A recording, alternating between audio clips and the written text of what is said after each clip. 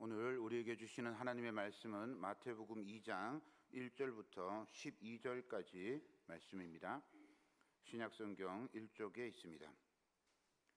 헤롯 왕 때에 예수께서 유대 베들레헴에서 나시매 동방으로부터 박사들이 예루살렘에 이르러 말하되 유대인의 왕으로 나시니가 어디 계시냐? 우리가 동방에서 그의 별을 보고 그에게 경배하러 왔노라 하니 헤롯 왕과 온 예루살렘이 듣고 소동한지라.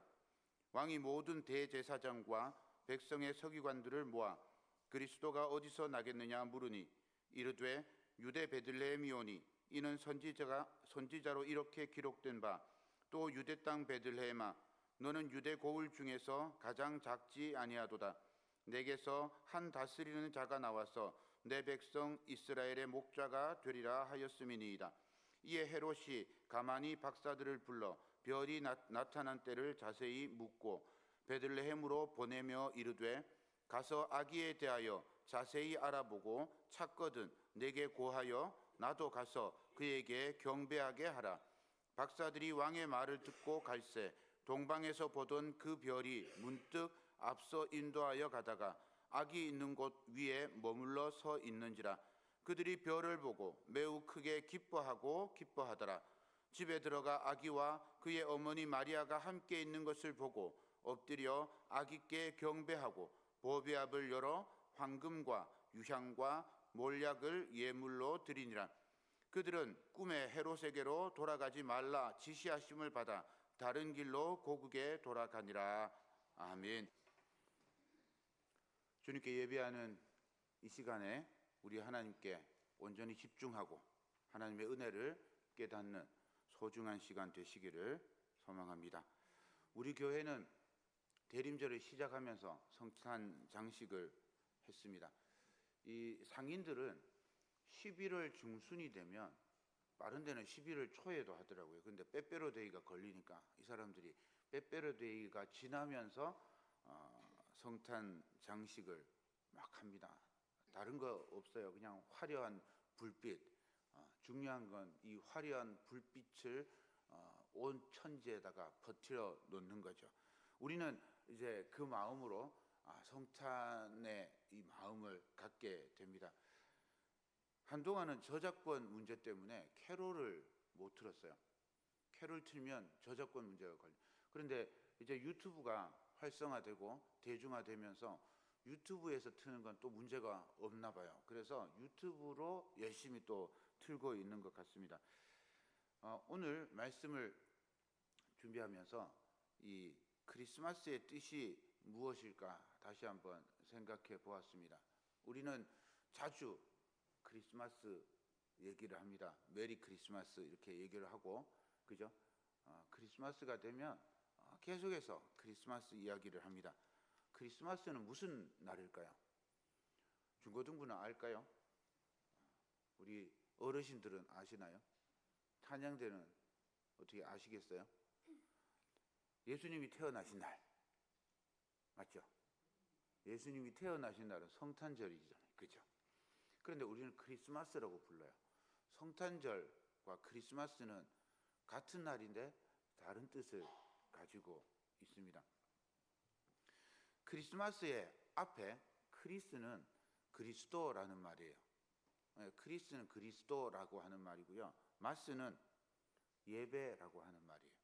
그러니까 크리스마스라고 하는 것은 크리스마스는 예수님을 예배하는 날이라는 거예요. 예수님을 예배하는 날인데 왜 예수님을 특별히 예배하느냐? 예수님께서 이 땅에 육신을 입고 오셨기 때문에 예수님께서 이 땅에 오신 날을 기념하면서 예수님께 경배하는 날, 그래서 크리스마스라고 이름을 붙여 놓은 겁니다. 오늘은 첫 번째 크리스마스, 예수님을 첫 번째로 예배했던 사람들의 이야기를 함께 나누고자 합니다.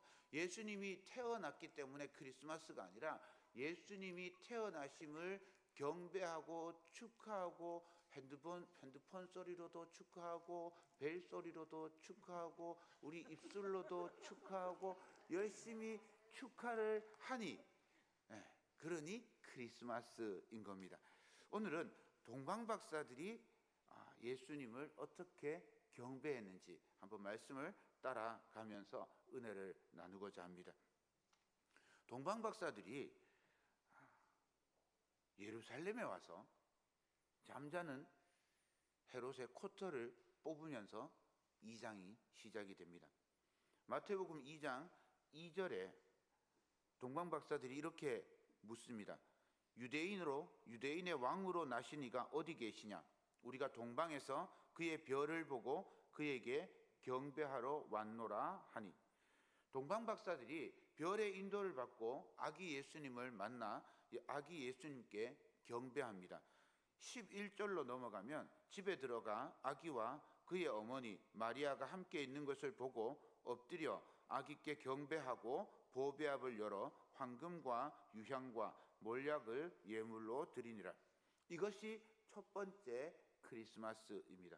동방박사들의 경배, 동방박사들의 예배가 첫 번째 성탄절에 첫 번째로 우리 주 예수 그리스도께 드린 예배입니다. 마태복음은 왜 동방박사들이 예수님을 찾아와서 경배하는 이야기를 소개할까요? 누가복음처럼 성전에 올라가서 하나님과 천사들에게 축복을 받고 또 목자들이 와서 축복하고 막 이런 좀 위대하고 큰 이야기들을 들려주면 좋지 않을까? 그런데 왜 마태는 처음에 족보 이야기, 그 족보에 나오는 여성들의 이야기, 그 여성이 또 이방인이고 별로 대우받지 못하던 그 비천한 처지에 있던 여성들의 이야기, 그리고 이번에는 하나님을 알지도 못하는 동방박사들의 이야기를 통해서 예수님을 경배하는 걸 소개하고 있습니다. 동방박사 이야기는 그냥 이방인이 점성술을 이용해서 예수님을 찾아와서 경배했다, 이런 단순한 의미를 넘어서는 그런 이야기입니다. 이방인뿐만 아니라 유대인에게도 동방박사의 경배는 크리스마스를 드러내는 아주 중요한 이야기이죠. 동방박사들의 첫 번째 경배, 첫 번째 크리스마스의 의미를 좀 더 자세히 찾아보도록 하겠습니다. 1절과 2절을 다시 읽겠습니다. 헤롯 왕 때에 예수께서 유다 베들레헴에서 나심에 동방으로부터 박사들이 예루살렘에 이르러 말하되 유대인의 왕으로 나신 이가 어디 계시냐? 우리가 동방에서 그의 별을 보고 그에게 경배하러 왔노라 하니. 동방박사들의 출신지가 어디인지는 정확하게 알 수가 없습니다. 그래서 상상력이 뛰어난 분들은 동방이 우리나라다, 우리나라를 동방의 횃불이라고 그러잖아요. 그래서 우리나라가 동방박사들의 출신지다, 이렇게 이야기하는 사람들도 있습니다. 우리나라 신라시대 때 우리나라에 첨성대도 있고 점성술, 천문학 이런 것들이 굉장히 발전했거든요. 그래서 우리나라가 예수님 혹은 이스라엘과 오래전부터 연관이 되어 있었다라고 그렇게 주장하려는 의도로 이해가 됩니다. 어쨌든 예수님을 경배하러 온 동방박사가 이 우리나라 출신이다라고 주장하는 건 너무 나간 것 같습니다. 원어성경에 동방박사를 마고스 혹은 마고이라고 그렇게 부릅니다. 이 말은 영어의 매직이라고 하는 말로 번역이 됩니다. 마법이라고 하는 말이죠. 마법이라고 하는 말, 이제 요즘 젊은 사람들은 이거 굉장히 좋아합니다. 마법, 뭐 일본어에는 마징가 이런 거 되게 좋아하잖아요. 고대 바벨론하고 페르시아 사이에 메디아라고 하는 왕국이 있었습니다. 그 메디아라는 왕국의 사제 계급의 이름이 마귀입니다. 마귀가 아니고 마기. 그 마귀의 사제를 마고이 또는 마고스라고 그렇게 부르는 겁니다. 이런 사람들은 이제 하늘의 별을 보고 땅의 길을 연구하는 사람이라고 불립니다. 이 사람들이 예수님의 별을 보고 저쪽에 유대인의 왕이 태어나는구나 라고 생각하고 하늘의 징조를 보고 예루살렘으로 찾아갔던 겁니다. 마태복음은 예수님의 탄생을 경배한 유일한 사람들로 이 동방박사를 소개하고 있습니다. 오히려 예수님을 죽이려고 했던 사람들은 많고 경배하러 온 사람들은 동방박사뿐인 거죠. 왜 마태는 동방박사들의 경배만 소개하고 있을까 궁금한 마음이 생겼습니다. 그러면서 이사야 60장 1절부터 3절까지 말씀이 생각이 났습니다. 일어나라, 빛을 발하라. 이는 내 빛이 이르렀고 여호와의 영광이 내 위에 임하였음이니라. 보라, 어둠이 땅을 덮을 것이며 캄캄함이 만민을 가리려니와 오직 여호와께서 내 위에 임할 것이며 그의 영광이 내 위에 나타나리니 나라들은 내 빛으로 왕들은 비치는 내 광명으로 나아오리라. 마태는 예수님의 탄생을 이사야 60장에서 그 의미를 발견했습니다. 예수님의 탄생은 그냥 이스라엘만을 위한 탄생이 아니라 온 인류를 위한 탄생입니다. 온 세상이 어둠에 물들고 눈이 멀어서 빛을 볼 수 없는 세상에 빛으로 오셨습니다. 예수님께서 비추시는 빛을 보고 이방 나라가 찾아오고 뭇 왕들이 예수님께 찾아올 것입니다.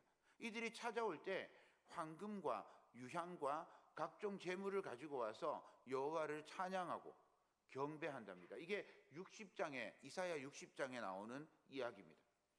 마태는 예수님의 태어나신 의미가 바로 이방의 빛을 비추는 그런 왕으로 예수님이 오셨다라고 생각하게 된 거죠. 마태는 세상의 빛으로 오신 예수님, 어두운 세상을 밝히기 위해서 오신 예수님, 눈먼 세상이 눈을 떠서 빛을 보게 하려고 오신 예수님, 유대인의 왕을 넘어서 온 세상의 왕이신 예수님을 소개하고 있습니다. 마태가 소개하는 예수님께 경배하고 예배하는 건 이제 동방박사들의 몫만이 아니라 오늘 이 자리에 앉아있는 모든 성도들의 몫이기도 합니다. 동방박사들은 왜 예루살렘으로 들어갔을까요? 별빛이 안내를 하면 이 별빛을 따라 그냥 가면 되잖아요. 별빛을 따라 가면 되는데 왜 하필이면 예루살렘에 가서 문제를 일으켰을까요? 동방박사들이 처음에 이 별빛을 보았을 때 정확하게 베들레헴을 비추고 있었던 것 같지는 않습니다. 그래서 무작정 왕이 탄생할 징조가 있으니 왕성으로 가야 되겠다 이렇게 생각하고 예루살렘으로 간 거죠. 그리고 헤로데 왕에게 왕이 어디서 태어났냐고 묻습니다. 아마 궁궐 어디에서 태어났겠거니 이렇게 생각했을 것 같습니다. 그런데 이 질문이 예루살렘을 발칵 뒤집어 놓습니다. 헤롯은 아주 권력에 집착이 강한 사람이에요. 유대인이 아닌데 로마 제국에 잘 보여가지고 유대인의 왕이 된 사람입니다. 그런데 유대인의 왕이 태어났다고 이렇게 이야기하니 얼마나 놀랐겠습니까? 동방박사들의 걸음이 어쩌면 우리네 인생, 우리네 걸음과 같지 싶습니다. 믿음으로 살아야지 작정을 하고 결단을 하지만 어느 틈엔가 길을 잃어버리고 감정에 휘둘리고 탐욕에 사로잡힙니다. 그리고 우리가 생각하는 대로 그렇게 살아가죠. 상식선에서 결정하고 그렇게 행동을 합니다. 그런데 믿음은 상식과 조금 다릅니다. 믿음은 상식선 속에 있지만 새로운 길을 보여줍니다. 때로는 상식과 함께 가지만 상식을 넘어서기도 합니다. 동방박사들은 상식적으로 왕은 왕궁에서 태어날 거라고 생각했습니다. 그런데 가만히 생각해 보면 동방박사들이 하늘의 별을 보고 하늘의 별이 이 레이저를 쏘듯이 어디를 향해서 빛을 막 쏘고 이러지는 않았을 거란 말이죠. 하늘의 별빛을 보면서 징조를 보고 막 자기들 딴에는 열심히 계산을 해서 이게 서쪽으로 비추는 빛이구나. 그래서 저쪽으로 열심히 가다 보니까 이게 유대 땅을 비추는구나. 유대인의 왕을 소개하는 그런 징조구나라고 깨달은 거죠. 이게 그냥 오는 게 아니라는 거죠. 특별하게 오는 징조인데, 특별하게 임한 징조인데, 그 특별하게 오던 것을 내팽겨치고 갑자기 상식을 따라가는 거죠. 상식을 따라서 왕이니까 왕궁에서 태어나리라 이렇게 생각하고 상식을 따라가는 순간에 길을 잃어버리는 거죠. 이제는 예루살렘 왕궁 외에는 갈 곳이 없어요. 상식을 따라가면 이제는 예루살렘 왕궁만이 이 동방박사들의 유일한 길이 된 거죠. 지금까지 별만 보고 왔는데 상식에 의존하는 순간 별이 아니라 사람을 볼 수밖에 없는 것. 믿음의 길에 사람이 속해 있지만 사람을 보면 갈 수 없는 것이 믿음의 길입니다. 하늘을 보고 하늘의 별을 보아야 합니다. 빛이신 예수님을 보았으면 계속해서 빛이신 예수님을 따라가야 하는 거죠. 어두운 세상에 예수님이 빛으로 오셨습니다. 그 예수님을 바라볼 때 우리 삶이 믿음의 길이 될 겁니다. 그런데 예수님을 바라보다가 세상의 것들을, 세상에 있는 것들을 바라보고 우리의 관심이 세상 쪽으로 옮겨지는 순간에 우리는 길을 잃을 수 있습니다. 길을 잃고 헤맬 수 있죠.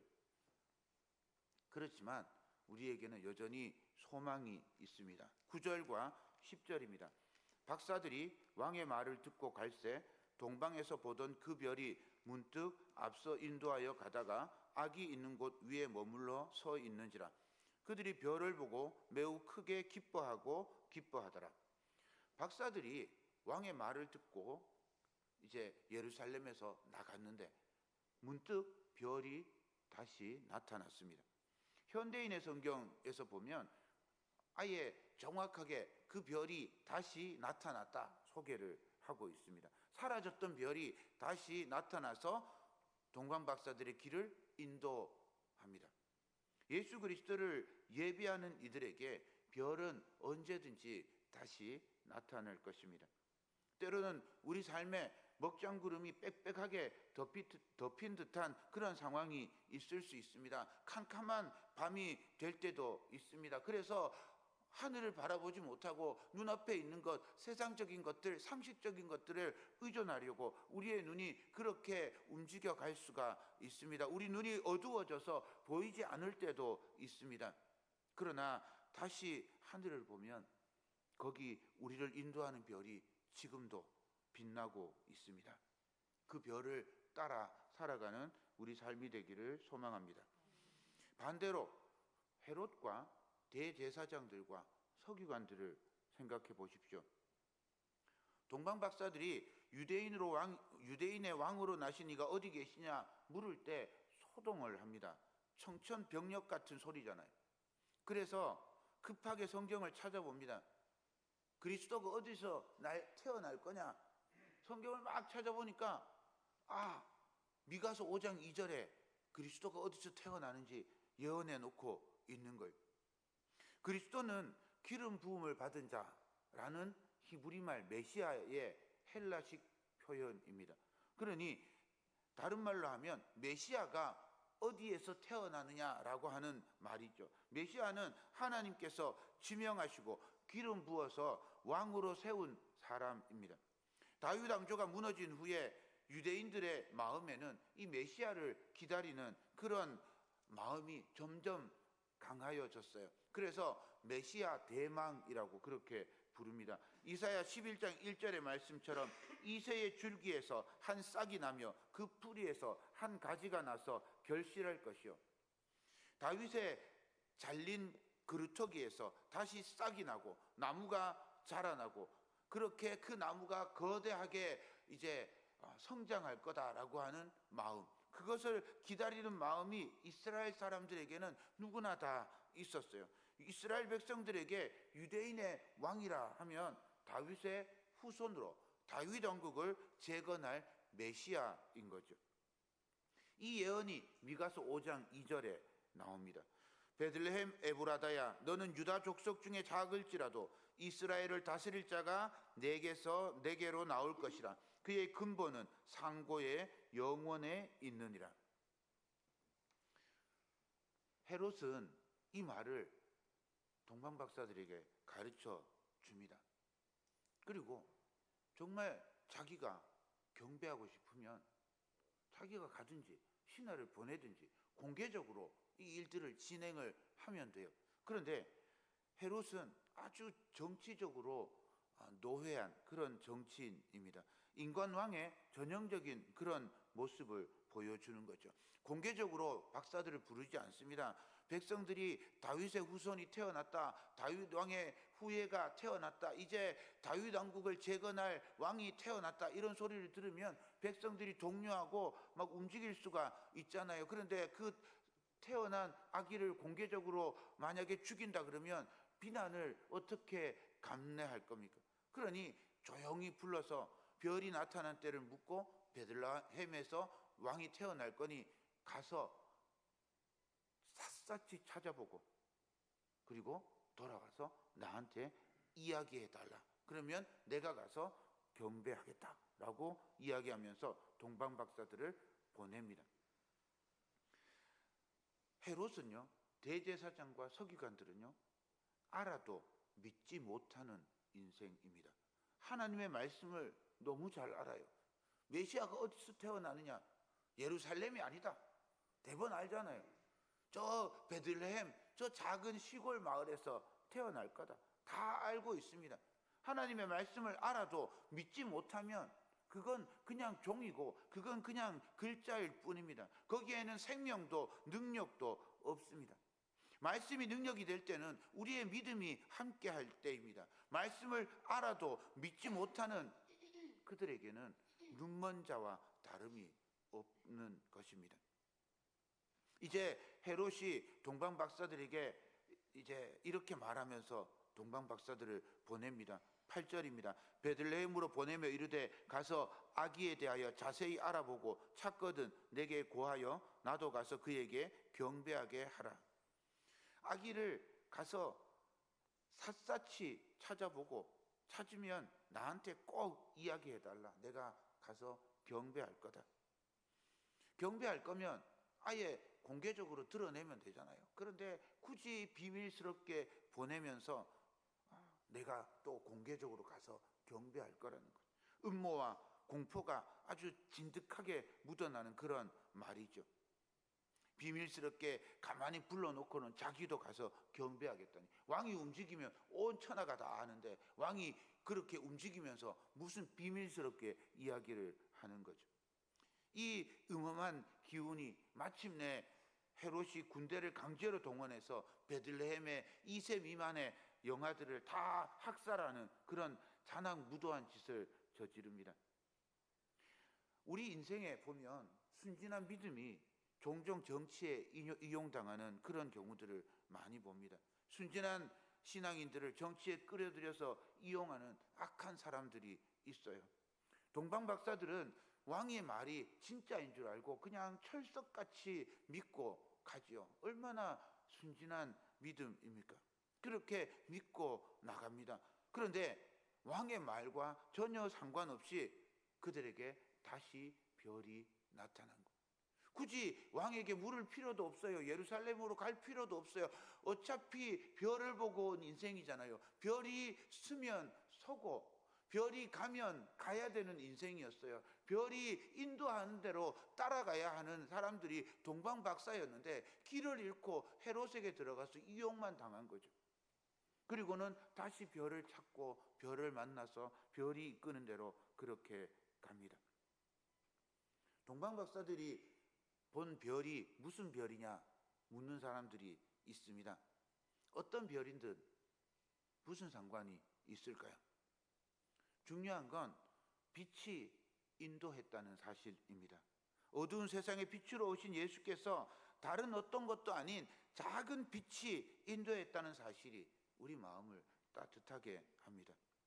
태양이 막 갑자기 레이저를 탁 쏴가지고 저기 태어날 거야 하고 막 이렇게 비춰주고 갑자기 온 세상이 깜깜한데 저기만 빛이 쫙 내려 비치고 이런 놀라운 기적 같은 그런 일이 아니라 아주 작은 빛이 주목하지 않으면 바라보지 않으면 볼 수 없는 빛이 예수님께로 인도하고 있다는 사실이 너무 은혜롭습니다.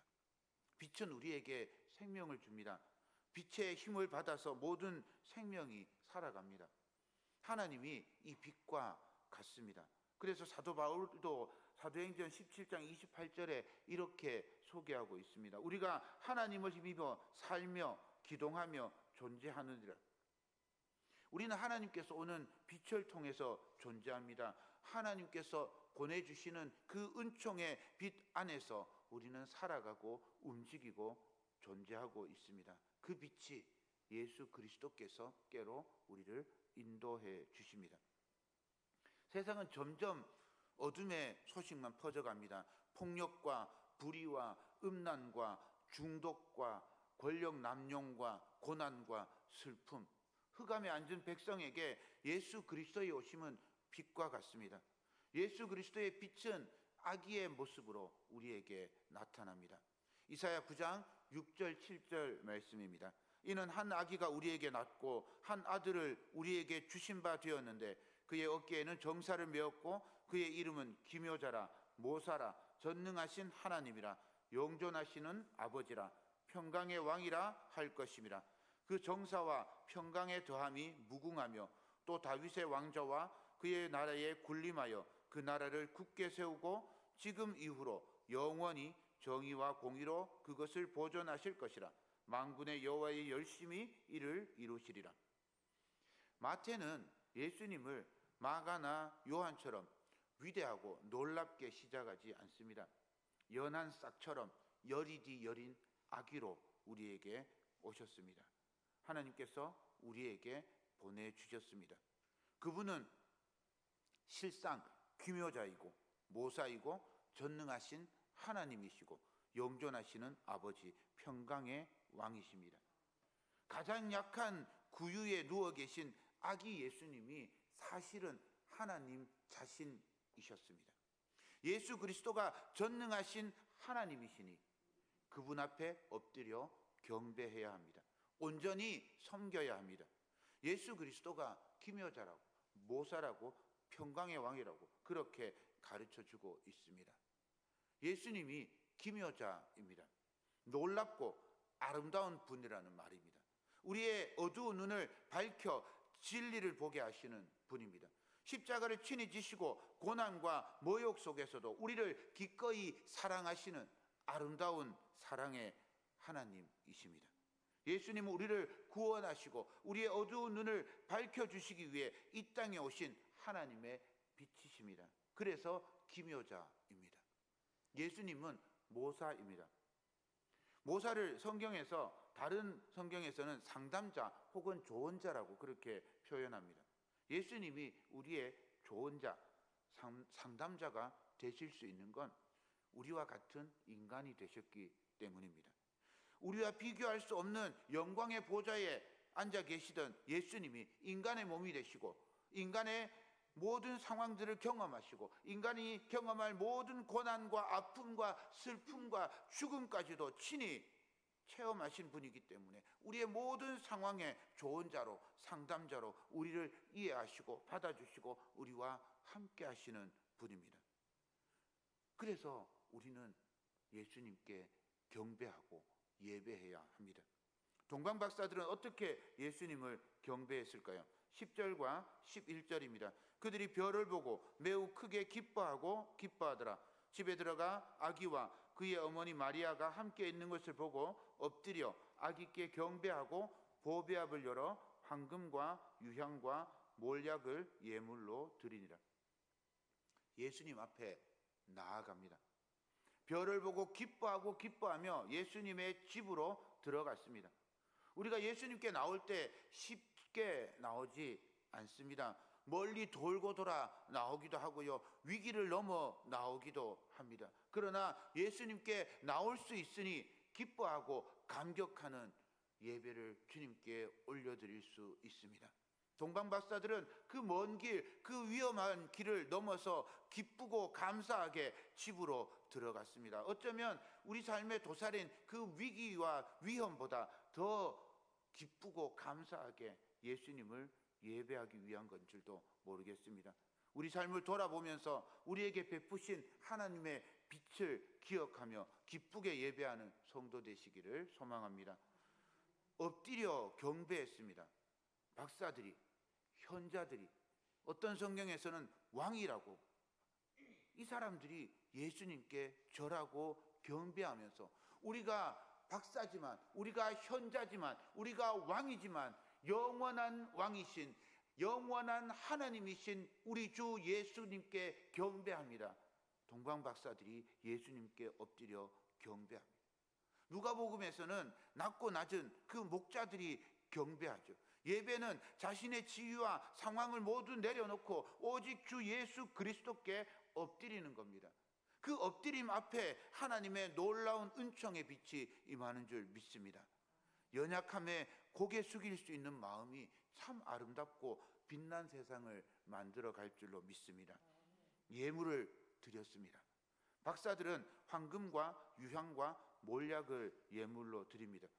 율법도 모르고 하나님도 제대로 모르는 사람이지만 예수님이 유대인의 왕으로, 온 세상의 왕으로, 평화의 왕으로 임함을 알았기 때문에 왕께 예물을 드립니다. 과연 예수님은 왕으로 오셨습니다. 어두운 세상을 밝히려고 빛으로 오셨습니다. 캄캄한 밤 같은 세상에 어둠에 잠긴 우리를 밝혀주신 영원한 빛으로 오셨습니다. 빛으로 오신 예수님을 따라 살아가는 성도 되시기를 축원합니다.